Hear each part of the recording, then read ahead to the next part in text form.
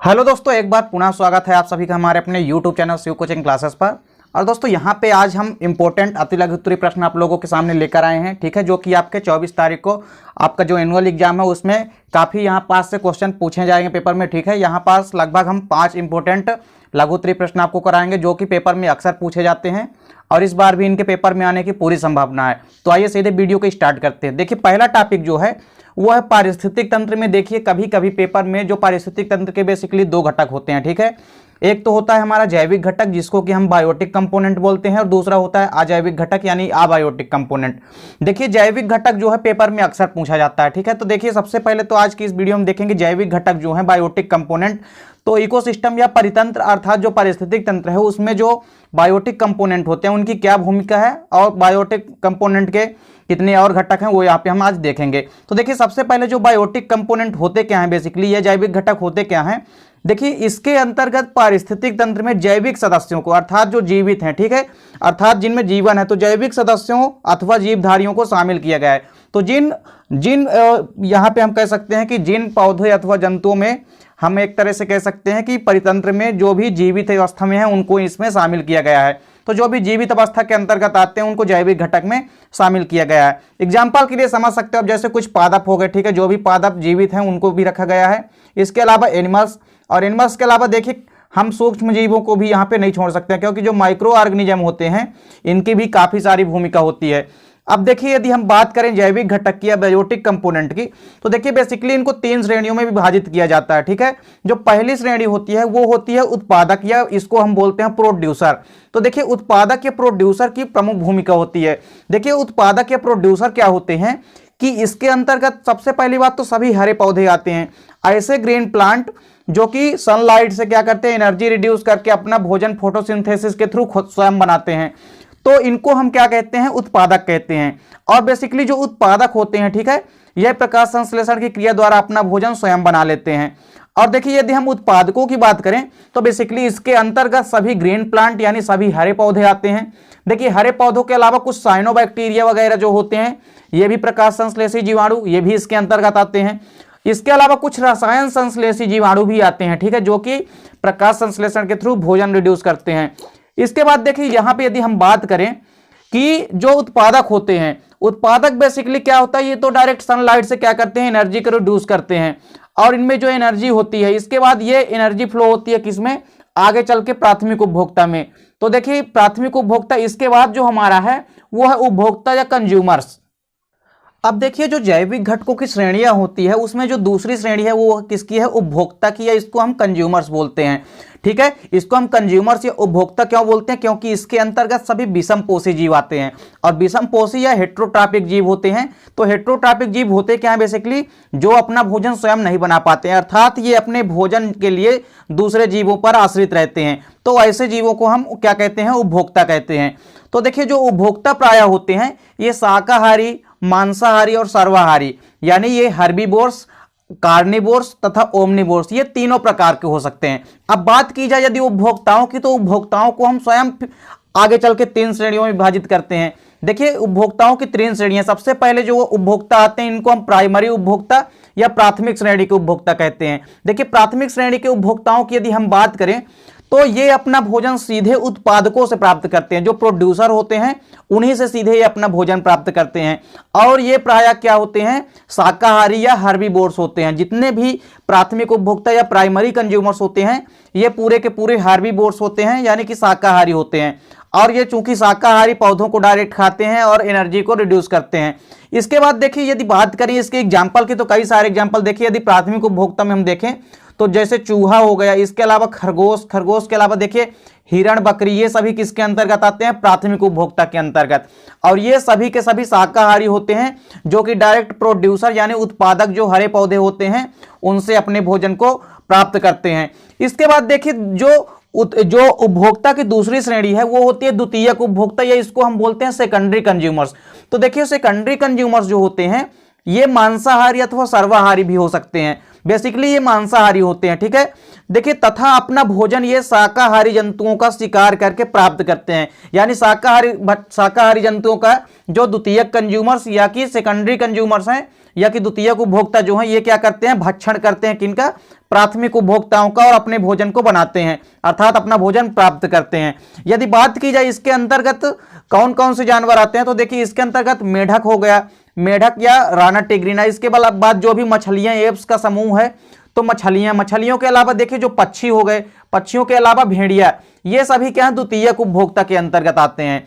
देखिए प्राथमिक उपभोक्ता में एक और आता है, जैसे लोमड़ी हो गया, ठीक है, ये जो भेड़िया होता है किसको खाता है, लोमड़ी को खाता है। तो इस प्रकार से देखिए यहाँ पे जो द्वितीयक उपभोक्ता है इसके अंतर्गत भी कई सारे जीव आते हैं, और द्वितीयक उपभोक्ता बेसिकली क्या होते हैं, मांसाहारी होते हैं, और ये सभी के सभी शाकाहारी जंतुओं से अपना भोजन प्राप्त करते हैं, उनका भक्षण करके।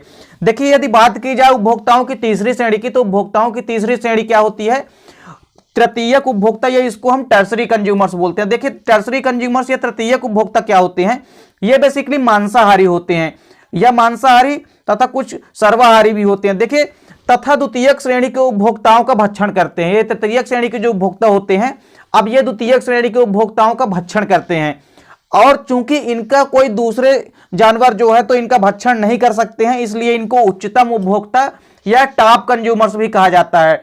इसके बाद देखिए टॉप कार्निवोर्स, या इनको तृतीयक उपभोक्ता भी कहा जाता है। देखिए इसके अंतर्गत यदि हम देखें तो कई सारी बड़ी मछलियां जो होती है वो छोटी मछलियों को खाती है, तो इस प्रकार से जो बड़ी मछलियां होती है वो तृतीयक उपभोक्ता के अंतर्गत आती हैं।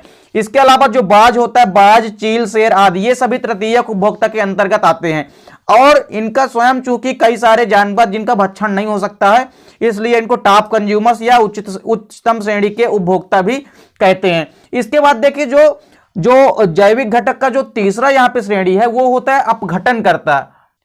देखिए अपघटनकर्ता बेसिकली इसको हम डिकम्पोजर्स बोलते हैं, ठीक है, डिकम्पोजर्स इसको हम क्या बोलते हैं, क्योंकि ये सभी प्रायः मृतोपजीवी होते हैं, अर्थात सैप्रोफाइट होते हैं।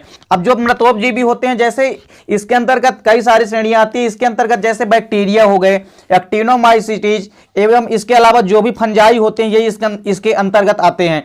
और ये बेसिकली करते क्या है कि ये जो मृत जीव के जटिल यौगिकों को अपघटित करते हैं, और जटिल यौगिकों को अपघटित करके सरल यौगिकों में तोड़ देते हैं, और इस सरल पदार्थ का कुछ भाग जो होता है अपघटनकर्ता जो होते हैं वो पुनः अवशोषित कर लेते हैं, तथा शेष भाग जो होता है उसको वातावरण में पुनः चक्रण के लिए छोड़ देते हैं, और इस प्रकार जैविक घटक का ये जो फ्लो है वो चलता रहता है।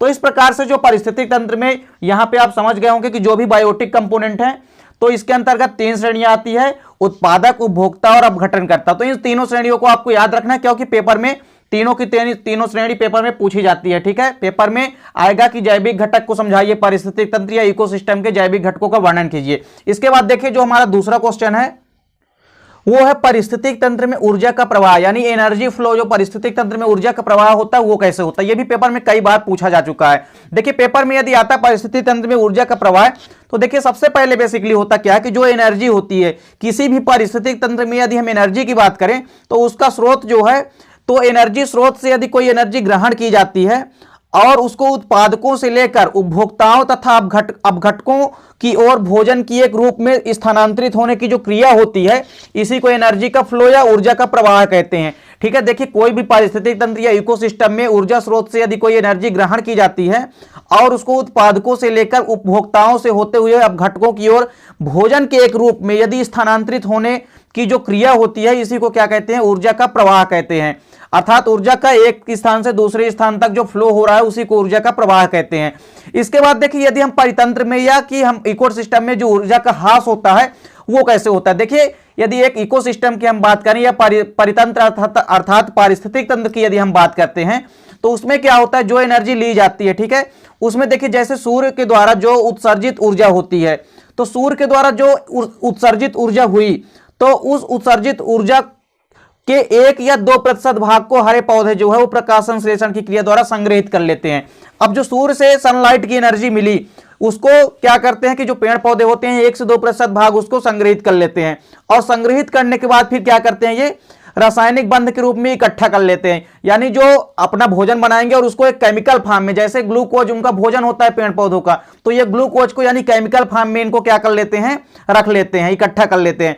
अब देखिए एक डॉक्टर कैलाश चंद्र के अनुसार देखिए यहाँ पे क्या है कि जो भोज्य पदार्थ होते हैं, अर्थात पेड़ पौधे जो होते हैं, तो पौधों द्वारा जो भोज्य पदार्थ होते हैं, तो भोज्य पदार्थों के रूप में संचित ऊर्जा का लगभग 90% जो भाग होता है वो स्वयं की जैविक क्रियाओं और उसके शरीर के बाहर ऊष्मा के रूप में निकल जाता है। देखिए एक लिंडमान नामक साइंटिस्ट हैं, तो उन्होंने ऊर्जा का 10% नियम दिया। देखिए ऊर्जा का 10% नियम क्या होता है कि जो भी पेड़ पौधे भोज्य पदार्थों को संग्रहित करेंगे तो उनमें संचित ऊर्जा का लगभग 90% जो भाग होता है वो स्वयं की ऊर्जा की जैविक क्रियाओं में निकाल देते हैं, और जो शेष भाग बचा होता है तो शेष 10% जो भाग बचा हुआ है तो उसको संचित भोज्य पदार्थ के रूप में, अब यदि उत्पादक को प्राथमिक उपभोक्ता खाते हैं तो वो 10% भाग जो बचा है वो प्राथमिक उपभोक्ताओं को मिल जाएगा।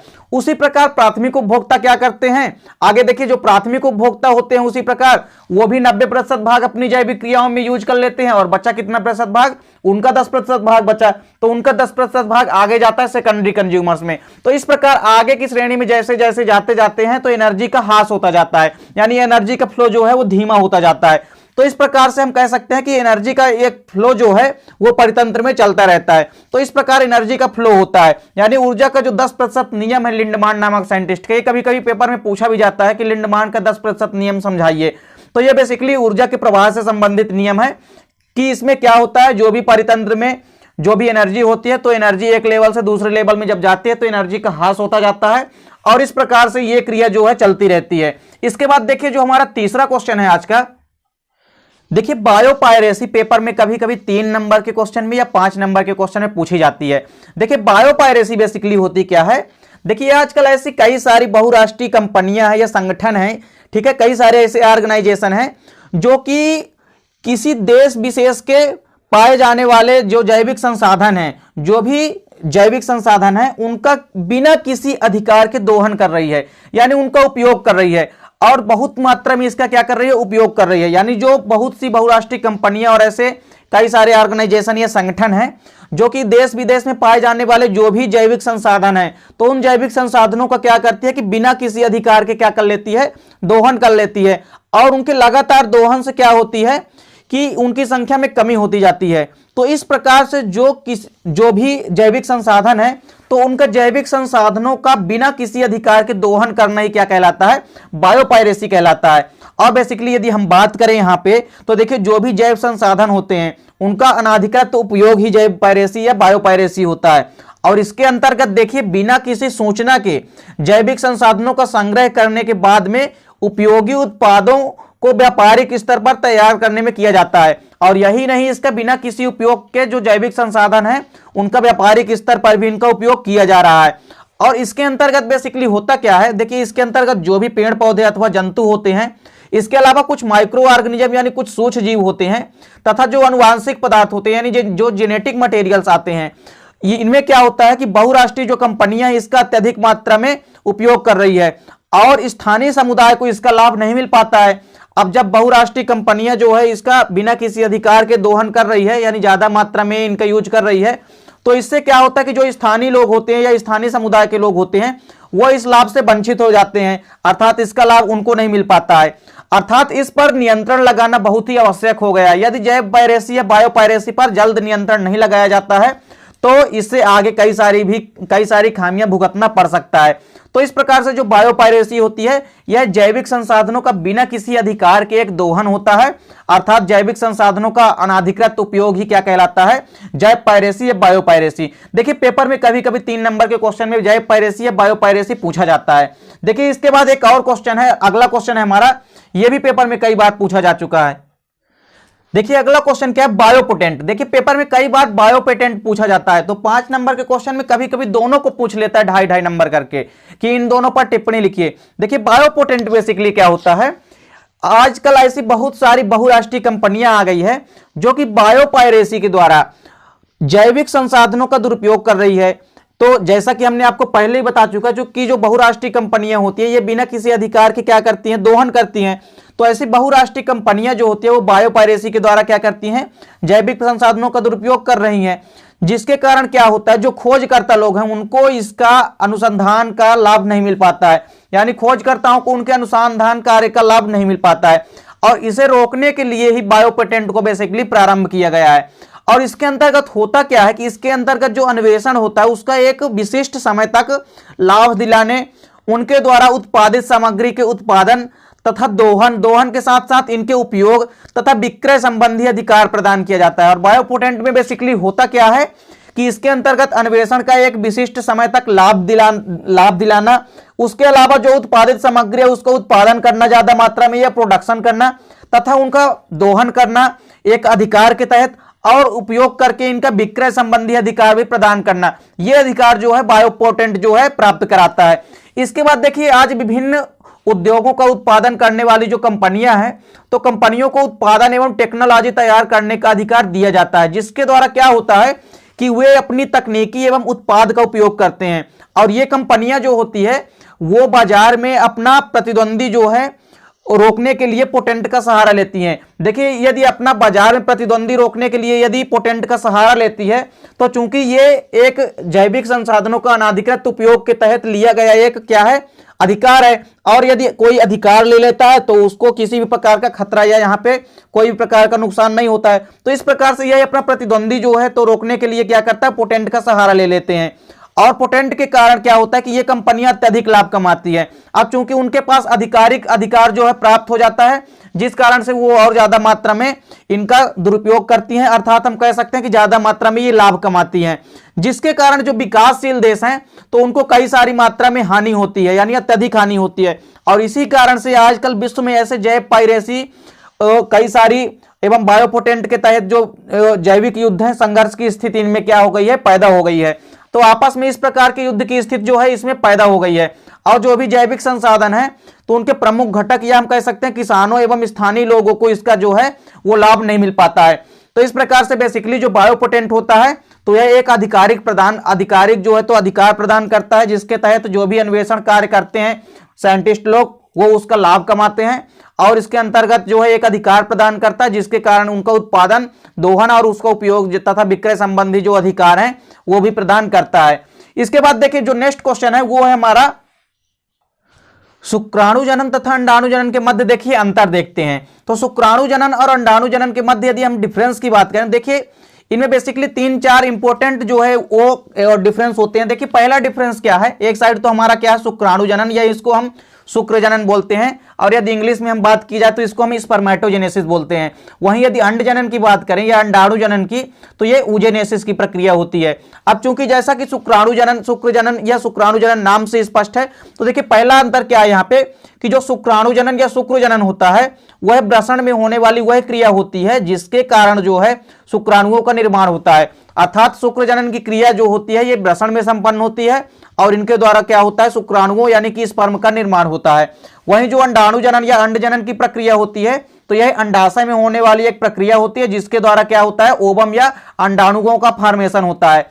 इसके बाद देखिए नेक्स्ट डिफरेंस इन दोनों में क्या है कि इनमें बेसिकली क्या होता है, इसमें एक प्राथमिक स्पर्मेटोसाइड से 4 शुक्राणु बनते हैं। ठीक है, जो प्राथमिक स्पर्मेटोसाइड होता है उसमें से लास्ट में क्या होते हैं 4 शुक्राणुओं का निर्माण होता है।